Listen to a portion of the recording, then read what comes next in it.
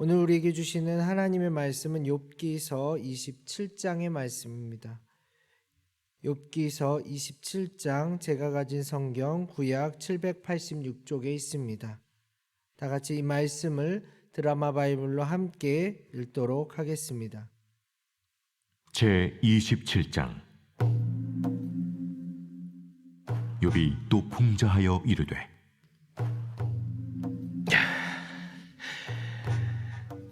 나의 정당함을 물리친 하나님, 나의 영혼을 괴롭게 하신 전능자의 사심을 두고 맹세하노니, 나의 호흡이 아직 내 속에 완전히 있고 하나님의 숨결이 아직도 내 코에 있느니라. 결코 내 입술이 불의를 말하지 아니하며 내 혀가 거짓을 말하지 아니하리라.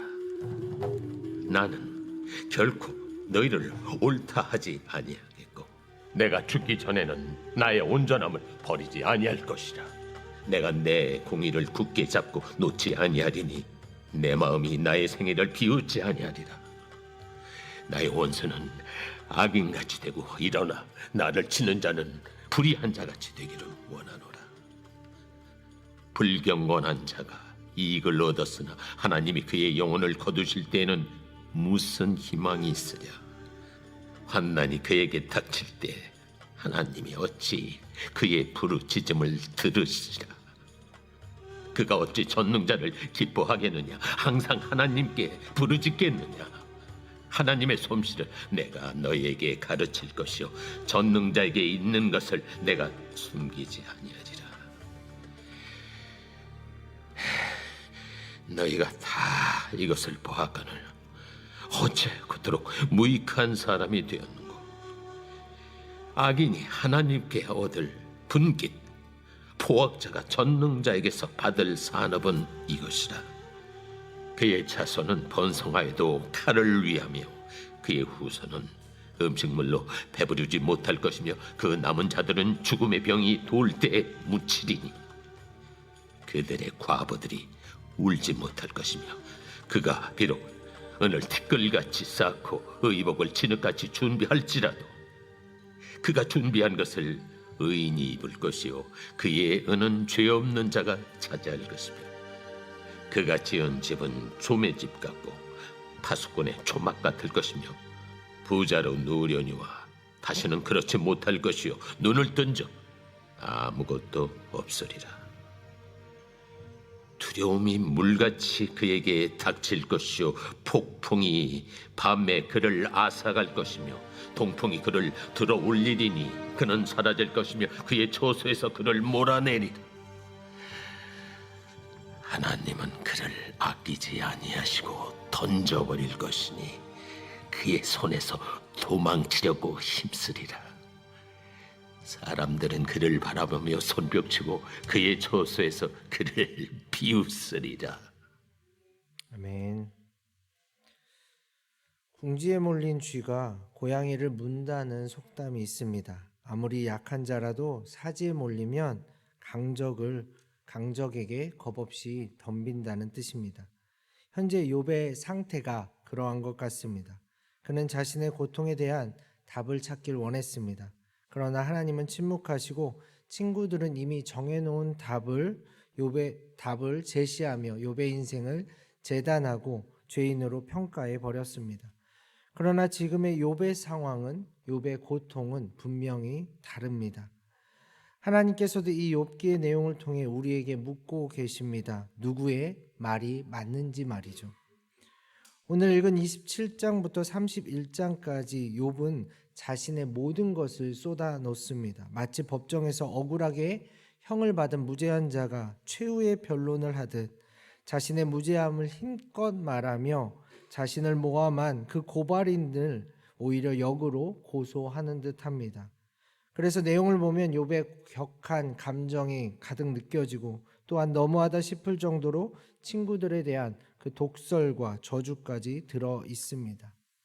본문을 살펴보면 1절부터 12절까지 욥은 자신의 무죄함과 순결함을 주장합니다. 그것도 하나님의 이름을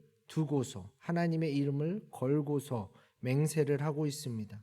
2절을 같이 읽어보도록 하겠습니다. 2절입니다. 나의 정당함을 물리치신 하나님, 나의 영혼을 괴롭게 하신 전능자의 사심을 두고 맹세하노니. 사실 맹세란 함부로 하는 것이 아닙니다. 성경에도 맹세에 대한 경고가 여러 번 있습니다. 특히 하나님의 이름을 두고 하는 맹세는 더더욱 그렇습니다. 함부로 그렇게 했다가는 여호와의 이름을 망령되이 일컫는 그 죄를 범할 수도 있기 때문입니다. 그런데 욥은 지금 하나님 앞에서, 사람들 앞에서 떳떳합니다. 그는 계속해서 자신이 절대적으로 불의를 저지른 적이 없다고 주장하고 있습니다. 또한 앞으로도 죽는 날까지 그 불의를, 자신이 온전함을 결코 망가뜨리지 않을 것이라고 약속합니다. 그리고 욥은 자신의 친구들을 원수라고 못 박습니다. 7절에 보면 그들이 악인처럼, 불의한 자처럼 끝장나기를 바라고 있습니다. 또한 정말 불의한 자는 하나님을 기뻐하지 않고 하나님께 기도하지 않는다고 하면서 하나님을 향해 이렇게 부르짖고 부르짖는 자신을 향해 죄악과 불의를 논하는 친구들을 오히려 어리석은 자라고 말하고 있습니다. 이러한 욥의 말과 맹세는 우리가 보기에도 조금 경솔한 것 같습니다. 그러나 우리는 욥의 지금 심정을 충분히 이해할 수 있어야 합니다. 그는 지금 궁지에 몰린 쥐와 같습니다. 또한 더 중요한 사실이 있습니다. 바로 하나님께서도 욥의 정직함과 온전함을 칭찬하셨다는 사실입니다. 욥기 1장 1절을 읽어드리겠습니다. 우스 땅에 욥이라 불리는 사람이 있었는데 그 사람은 온전하고 정직하여 하나님을 경외하며 악에서 떠난 자더라. 욥기 1장 8절은 이렇게 나와 있습니다. 여호와께서 사탄에게 이르시되 내가 내 종 욥을 주의하여 보았느냐. 그와 같이 온전하고 정직하여 하나님을 경외하며 악에서 떠난 자는 세상에 없느니라. 우리는 욥기를 읽을 때 이 출발선을 절대로 잊어서는 안 됩니다. 왜냐하면 욥기는 단순히 욥과 욥의 친구들의 대결이 아니기 때문입니다. 그들의 실체는 하나님의 생각과 사탄의 생각을 대변하고 있는 것이고, 지금 말씀을 읽고 듣고 기도하는 우리가 어느 편에 서고 있는지, 어떤 생각에 동의하고 있는지에 대해 묻고 있는 것이기 때문입니다. 오늘 본문 마지막 단락 13절부터 23절까지 욥은 진짜 악인이 처할 운명에 대해 아주 구체적으로 기록하고 있습니다. 그런데 이 악인에 대한 저주와 멸망의 내용이 욥을 가리켜 악인이라고 주장하며 비판했던 세 친구들의 내용과 거의 흡사합니다. 그렇습니다. 사실 의인과 악인이 받을 복과 저주에 대한 생각은 욥이나 욥의 친구들이나 별반 다르지 않습니다. 그러나 이번 고통을 통해 새롭게 배우고 있는 것은 이를 함부로 판단해서는 안 된다는 사실입니다.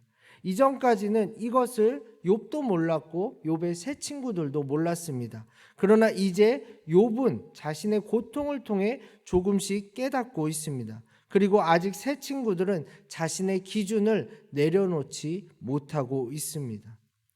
사랑하는 용인영락교회 성도 여러분, 우리는 보이는 세계에 살고 있지만 보이지 않는 하나님의 관점을 가지고 살아가는 사람들입니다. 때로는 오해와 모함을 받더라도 하나님께서 주신 양심의 길을 걸어야 하고, 때로는 아무도 가까이 하지 않는 그런 사람들의 친구가 되어 주어야 합니다. 내 삶이 하나님의 생각을 대변한다고 판단된다면 그로부터 오는 고난도 묵묵히 참아낼 수 있어야 합니다. 사실 이것은 불가능합니다. 살아갈수록, 배울수록, 경험이 많을수록 우리의 기준은 점점 보이는 세계에 맞춰질 수밖에 없기 때문입니다. 또한 누군가의 평가에 민감해질 수밖에 없습니다. 결국 우리는 어느새 욥의 새 친구들과 같은 모습으로 서게 될 것입니다. 그러나 하나님께서는 그런 우리를 내버려 두지 않으셨습니다. 예수님을 통해 하나님의 관점을 활짝 열어주셨고 자신을 비우며 복음의 은혜를 마음에 채우는 사람들에게 하나님의 생각을 대변하는 의인들로 인정해 주셨기 때문입니다. 그리고 그들을 통해, 그리고 여러분을 통해 보이지 않는 하나님의 뜻을 이 땅에 실현시키고 계십니다. 부디 오늘 하루 여러분의 생각과 판단이 하나님의 관점과 기준을 온전히 드러내며 이를 통해 억울한 누군가가 참된 위로를 받기를, 이를 통해 복음을 알지 못했던 사람들이 복음을 알게 되며 이를 통해 이 땅에 하나님 나라가 더욱 확장될 수 있기를 간절히 소망해 봅니다. 함께 기도하겠습니다. 하나님 아버지, 오늘 말씀을 통해 우리 자신의 모습을 돌아보며 어떠한 관점으로 살아야 하는지 알게 하시니 감사합니다. 세상의 기준들을 내려놓고 세상의 평가들을 내려놓고 복음으로 말미암아 살아가는 우리가 되게 하여 주옵소서. 온전한 예수님을 의지하여 하나님을 참되게 예배하고 성령님께서 허락하신 능력을 통해 서로를 사랑하며 위로하는 가운데 하나님의 관점, 하나님의 기준을 대변하는 우리가 될 수 있도록 인도하옵소서. 예수님의 이름으로 간절히 기도합니다. 아멘.